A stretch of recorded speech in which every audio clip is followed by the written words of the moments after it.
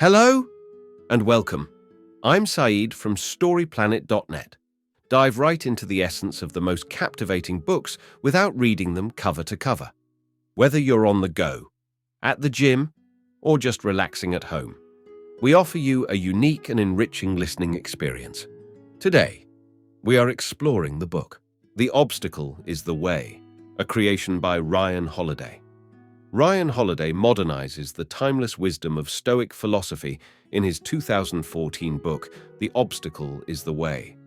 Through exploring the challenges faced by historical figures known for their impressive resilience, Holiday reveals that not only were these obstacles unable to impede their progress, but they were instrumental in their ultimate success. By demonstrating how we can use obstacles to our advantage, Holiday illustrates how we can transform apparent roadblocks into opportunities for achievement, both in our professional and personal lives. Before we delve into these revelations, it's interesting to note that Ryan Holiday is an American author, media strategist, and proprietor of a bookstore. Additionally, he serves as the host of the popular Daily Stoic podcast. Among his notable literary works are The Daily Stoic, The Obstacle is the Way, and Courage is Calling. With 9 key ideas to unveil, brace yourself for a deep dive into this captivating book on StoryPlanet.net. To start, learn how to turn challenges into opportunities by transforming obstacles into advantages.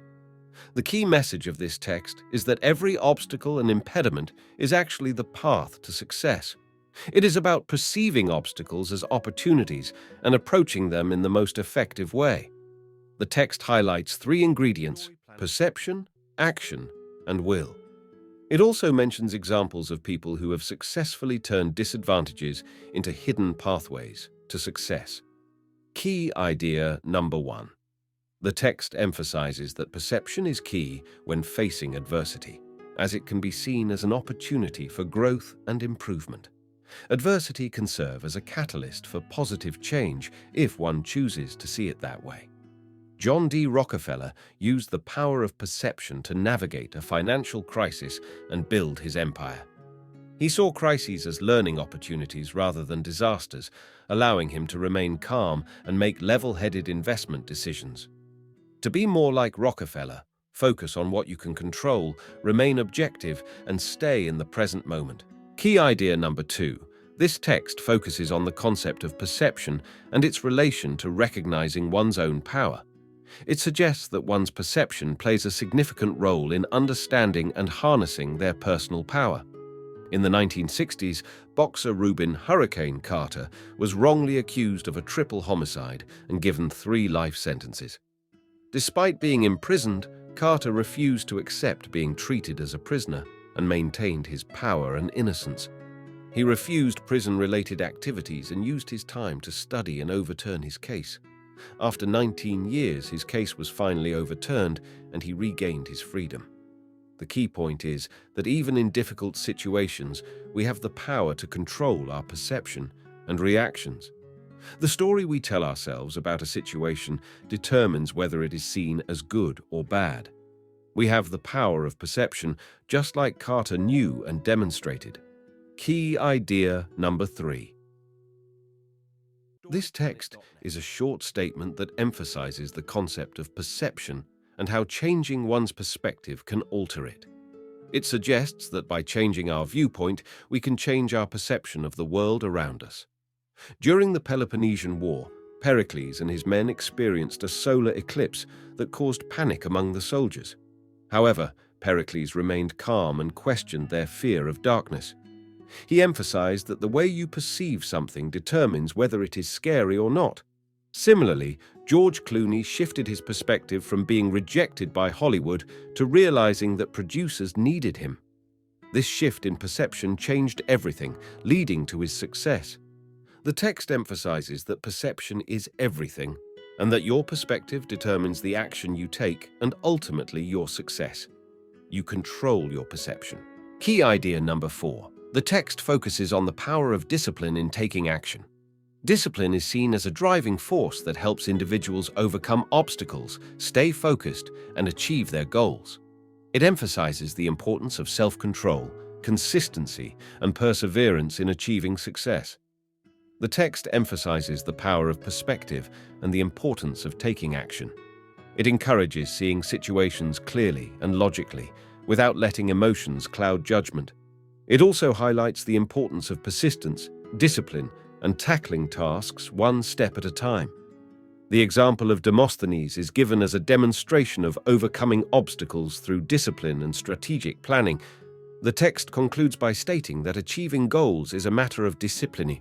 Key idea number 5. The key point is to trust the process and not get discouraged. Demosthenes had a big goal of reclaiming his stolen inheritance, but he followed a process that focused on small steps. He was disciplined, persistent, and determined.